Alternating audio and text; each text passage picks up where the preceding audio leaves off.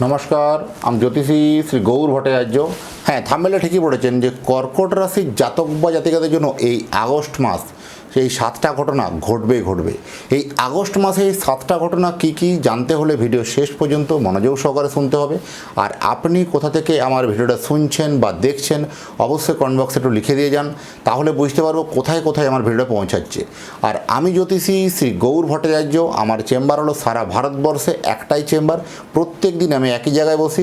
অন্যান্যদের মতো বিভিন্ন পাড়ায় আমার চেম্বার, বিভিন্ন হোটেলে চেম্বার আমার নেই। প্রত্যেক দিন আমি একই জায়গায় বসি, প্রতাপবাগান 6 নম্বর সরণি, বাঁকুড়া।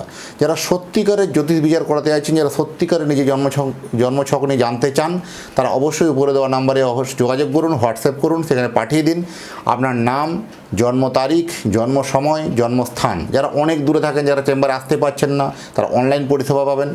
আর জন্ম তারিখ বা জন্ম সময় কোনোভাবে কনফিউশন থাকলে দুটো হাতের ছবি তুলে পাঠান, হস্তরেখার উপর বিচার করে আপনাকে প্রেডিকশান করতে পারবো, বলতে পারবো।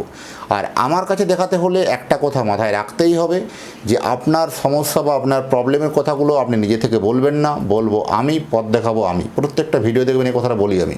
কারণ আপনি জন্ম তারিখ জন্ম সময় পাঠিয়েছেন, ব্যাস এনাফ, এবার থেমে যান। আগে আমাকে বলতে দিন।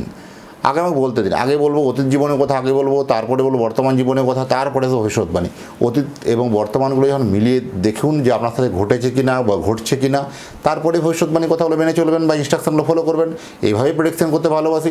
দীর্ঘ 2010 সাল থেকে একই প্রফেশনে যুক্ত আছি। আমার সম্বন্ধে আরও জানতে হলে গুগলে সার্চ করুন অ্যাস্ট্রোলজার গৌর ভট্টাচার্য, সেখানে সব তথ্য জানতে পারবেন বা দেখতে পাবেন।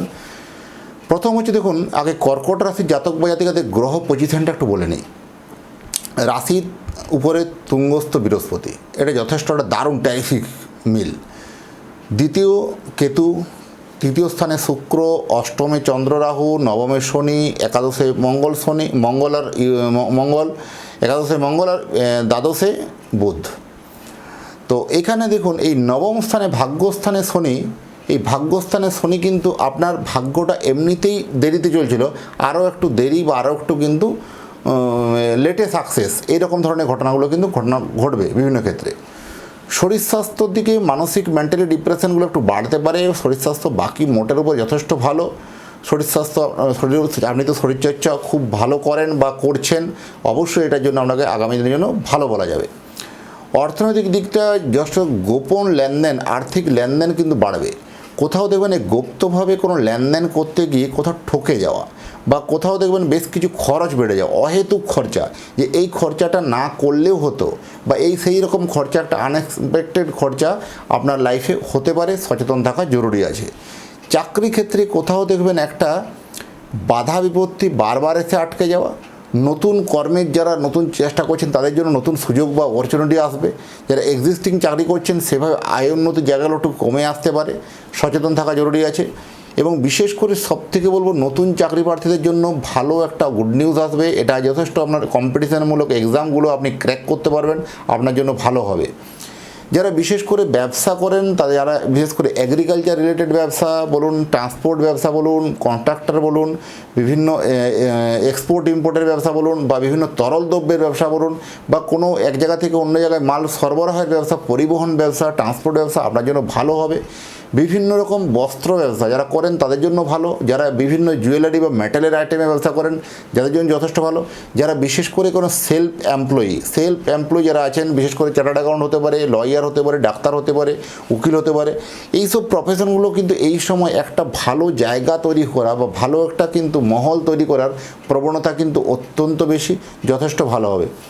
গৃহসুখ বা গৃহ নির্মাণের ক্ষেত্রে কিন্তু আপনার জন্য একটা দারুণ ভূমিকা আনবে। তবে গৃহ বিক্রি করার আগে কিন্তু বারবার করে একটু ভেরিফাই করে দেখে পরে কোনো প্রপার্টিকে বিক্রি করুন, বা বিক্রি করতে গিয়ে কোথাও ফিনান্সিয়ালিভাবে একটা সমস্যা কমপ্লিকেশান আসতে পারে, সচেতন থাকা জরুরি আছে।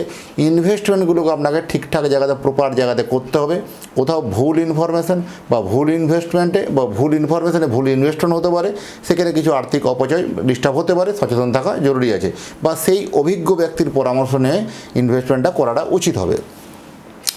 সন্তান থেকে কিন্তু একটা কেমনই যেন আগে থেকে অলসতা বা কুড়েমি ভাবটা কিন্তু লক্ষ্য করতে পারবেন।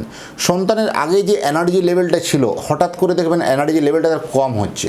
বা আপনার সন্তানের কোথাও দেখবেন পড়াশোনার মানটা এত ভালো ছিল, হঠাৎ করে পড়াশোনার মানটা নিচের দিকে আসছে। কখনও কি ভেবে দেখেছেন যে কেন এমন হচ্ছে? এই গ্রহগত যে পরিবর্তন সাপেক্ষে এইরকম সন্তানের ক্ষেত্রে, পড়াশোনার ক্ষেত্রে একটা ডিমোশন, ফিনান্সের জায়গায় একটা ডিমোশন, কোথাও একটা অনীহা প্রকাশ করা, এইরকম ধরনের প্রবণতা হতে পারে। সচেতন থাকা জরুরি আছে। শিক্ষাক্ষেত্রে কিন্তু ভালো খবর মিলবে। নতুন করে যারা ভর্তি হতে চলেছেন বা কোনো যারা বাইরে গিয়ে পড়াশোনা করেন, জেলার বাইরে তো বটে, রাজ্যের বাইরে বা এমনকি দেশের বাইরেও পর্যন্ত যাওয়ার যে কোনো রিসার্চমূলক পড়াশোনা, গবেষণামূলক পড়াশোনা, সেগুলোর জন্য যথেষ্ট ভালো কোনো খেতাব বা ডিগ্রি পেতে পারেন। কোনো রকম বেশ ভালো মানজস পাওয়া বা কোনো একটা সংবর্ধনা পাওয়ার সম্ভাবনা কিন্তু অত্যন্ত বেশি। এবং সবথেকে বলবো, যারা বিবাহ করতে চলেছেন, এই বিবাহ যারা করতে চলেছেন তাদের জন্য কিন্তু অত্যন্ত সাবধান। কারণ এখানে কোথাও একটা ভুল ইনফরমেশন বা ভুল তথ্যে বিয়ে হয়ে গিয়ে একটা সমস্যাবহুল জীবন অতিবাহিত করতে হতে পারে। তাই বিফোর ম্যারেজ মানে বিয়ের আগে অবশ্যই জটক বিচার বা কুণ্ডলী মিলিয়ে বিয়ে করুন। বিবাহ তো আপনার হবে, কারণ আপনার এই আয় বড় ভাত, আয় বড় নামটা অলরেডি কিন্তু মিটতে চলেছে। কারণ আপনার কাছে এই কুমার শব্দ বা কুমারী শব্দটা মিটতে চলেছে। আপনার জন্য যথেষ্ট রাজকুমার বা রাজকুমারী আপনার জন্য অপেক্ষা করছে, সেই বিয়ের মালা নিয়ে দাঁড়িয়ে আছে। বিবাহ কিন্তু আলটিমেট আপনার ফাইনাল হবে, কিন্তু বিবাহ ফাইনাল করার আগে অবশ্যই কুণ্ডলী মিলিয়ে বা জটক বিচার করে কিন্তু বিয়ে করুন। যদি কোনো দোষ ত্রুটি থাকে সেটা বিয়ের আগে খণ্ডন করে নিন। আপনি ওই ছেলেটাকে বিয়ে করুন বা ওই মেয়েটাকে বিয়ে করুন, কিন্তু তার আগে জেনে নিন যে সেটা আপনার জন্য ভালো বা শ্রেষ্ঠ হবে কি না। বিবাহিত জীবন কোথাও স্বামী স্ত্রীর ক্ষেত্রে একটা আর্থিক উন্নতির জায়গা হতে পারে, সেখানে একটা সমস্যা কমপ্লিকেশন আসতে পারে। বিদেশে যারা চাকরি করেন, যারা বিদেশে গিয়ে চাকরি করেন, তাদের কিন্তু এবার কিন্তু একটা বুদ্ধির খেলা বা তাদেরকে একটা প্রমাণ দিতে হবে যে আপনি এই কাজটার জন্য বৈধ বা এলিজেবল, বা আপনি এইখানে কাজটা যথেষ্ট পারবেন। কারণ আপনাকে একরকম ভেবে সেখানে কাজে রাখা হয়েছিল বা আপনাকে করানো হচ্ছিল একরকম কাজ, বা আপনার মাথায় একটা দায়িত্ব, আপনি একটা অন্য স্বপ্ন নিয়ে আপনি সেখানে দেশ থেকে, দেশের মাটি ছেড়ে সেখানে বিদেশে গেছেন। সেই স্বপ্নটা আপনার বাস্তবে রূপ পাচ্ছে না বা আপনার সেই জায়গায় টার্গেট ফিল আপে পৌঁছাতে পারছেন না। এটার জন্য একটা মানসিক হতাশা, মানসিক ডিপ্রেশন আসতে পারে। কর্মক্ষেত্রে একটা প্রশ্নচিহ্ন তৈরি হতে পারে। সেক্ষেত্রে বলবো, জন্মকুণ্ডলীকে প্রপারলি একটু অ্যানালাইসিস করার প্রয়োজন আছে। সেগুলো আগামী দিনে কোন পথে চলা উচিত সেগুলো জেনে সিদ্ধান্ত নেওয়া উচিত। সিনিয়র সিটিজেনদের জন্য যথেষ্ট কিন্তু ভালো খবর বলবো, কারণ অনেক দিনের আপনার হারানো স্বজন ফিরে আসতে পারে। বহুদিন থেকে আপনার জন্য কোনো কন্ট্যাক্ট রাখছিল না বা বহুদিনভাবে আপনার কোনোভাবে কন্ট্যাক্ট বা কোনো যোগাযোগ রাখছিল না, সেই সব কোনো হারানো সম্পর্কগুলো একটা পুনরায় ফিরে আসা বা পুনরায় কানেক্ট করার সম্ভাবনা অত্যন্ত বেশি। সেটা যথেষ্ট ভালো হবে। আর গৃহবধূদের জন্য একটা হতাশা, একটা গ্লানি, একটা কিন্তু সবসময় টেনশন, ডিপ্রেশন কিন্তু কাজ করবে যে আপনার সংসারের মধ্যে কি করলে আরও উন্নতি হবে, কি করলে আরও উন্নতি হবে, কীভাবে স্বামীর উন্নতি করা যায়, কীভাবে সন্তানের উন্নতি করা যায়।